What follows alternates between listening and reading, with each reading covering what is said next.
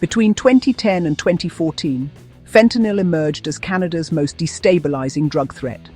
Originally diverted from prescriptions, it quickly migrated into the illicit market. But unlike heroin or meth, fentanyl's volatility and potency made it lethal in unpredictable ways, especially when laced into cocaine. Thousands of users were dying without knowing they'd taken an opioid. By the middle of the decade, the crisis had outpaced law enforcement, and public health messaging alone was, well, just not enough. The only viable way to halt the poisoning was to seize control at the source, eliminate the middlemen, replace contaminated supply chains, and offer a cleaner product. This is where Ryan James Wedding's massive cocaine importation plan took shape. He wasn't peddling cheap cuts or maximizing margin through fentanyl lacing. He was delivering volume and emphasizing purity. That doesn't reflect a typical profit-maximizing narco model.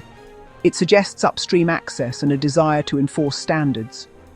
It could be considered a rogue form of harm reduction, offering an illicit but unpoisoned alternative to an already flooded market of toxic product.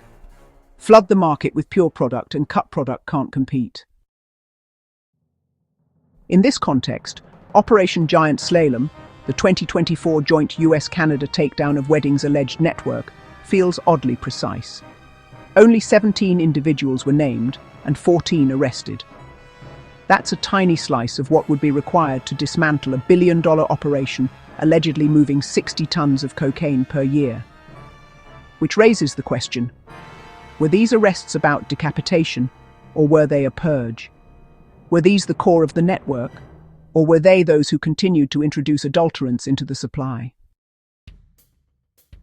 The government's claimed witness in the case, whom it accuses Wedding of having murdered, had a long history of trafficking dangerous, mislabeled narcotics.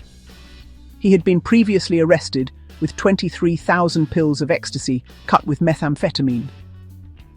Coincidentally, the charge he was incarcerated for when he met Wedding. However, the witness was assassinated without protection in Colombia, drawing his actual collaboration into question.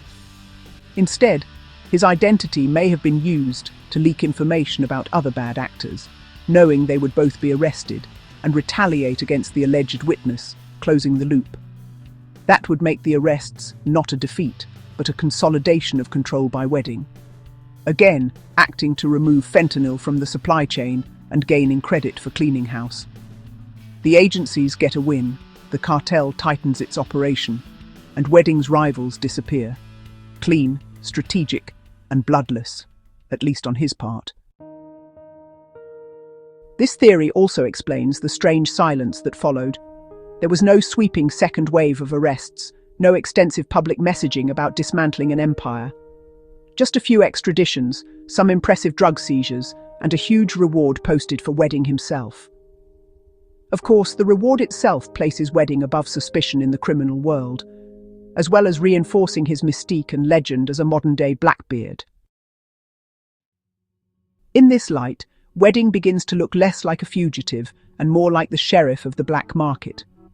His may be one of those rare cases of an individual who sees how ethics and morality might align with profit, at least insofar as stabilizing supply chains, eliminating dangerous variables, and restoring predictability to a chaotic trade. Ironically, in a market saturated with overdoses, the dealer who insists on purity becomes the closest thing to safety. Operation Slalom, it almost sounds like a snowboarder named it.